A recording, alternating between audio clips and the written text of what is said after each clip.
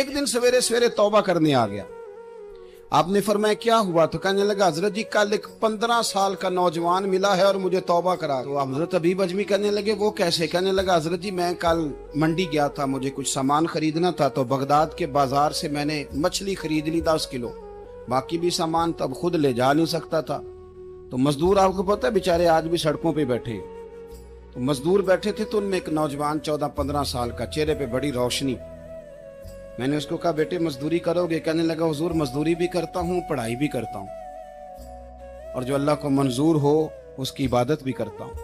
मैंने उसे कहा कि ये मेरा सामान है फलां जगह पहुंचाना, क्या लोगे? कहने लगा 3 दिनार मजदूरी।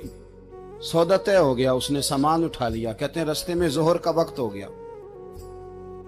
कहने लगा चाचा अगर इजाजत दो तो नमाज पढ़ लूं। 15 साल का जवान।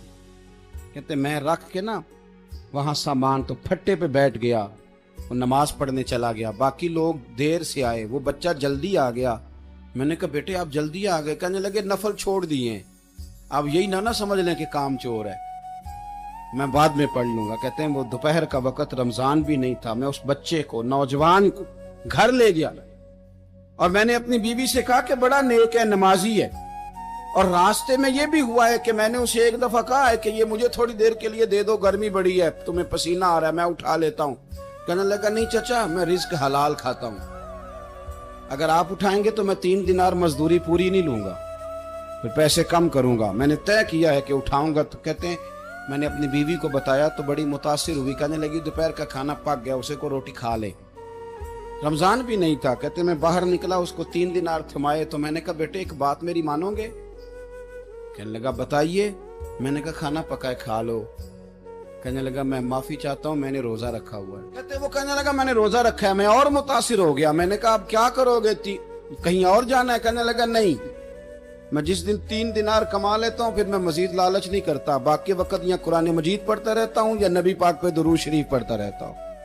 आप बताएं। तो मैंने कहा कि इफ्तार मेरे साथ कर लो। कहते हैं मैं उसे मस्जिद छोड़ आया और खुद मैं लौट आया। इफ्तार के बाद मैं उसे लाया, खाना खिलाया, इशा पढ़ी।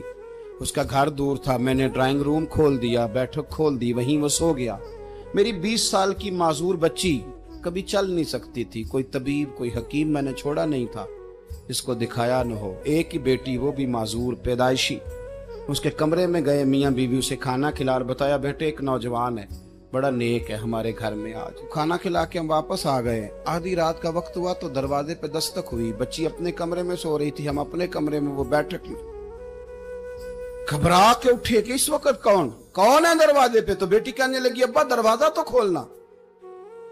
कहते हैं दरवाजा खोला तो 20 साल हो गए थे बेटी को, कभी उसने चल के नहीं दिखाया था, कभी दौड़ के उधर जाती, कभी इधर आती। कहती है अल्हम्दुलिल्लाह अल्लाह ने मेरी टांगे ठीक कर दी। हम दोनों रोने लगे, ऐ अल्लाह तो कितना करीम है, कैसे हुआ बेटे सारा कुछ?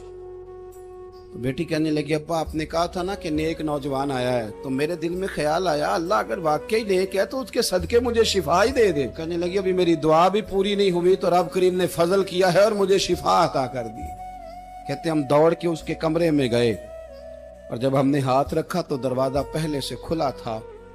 एक खत छोड़ गया था अपने बिस्तर पे कि अगर तुम लोगों को मुझसे मोहब्बत हो गई है तो मेरे पीछे ना दौड़ना, उस रब की बारगाह में झुकना जिस रब ने मेरे ऊपर भी फजल फरमाया है और आप पर भी करम फरमाया है।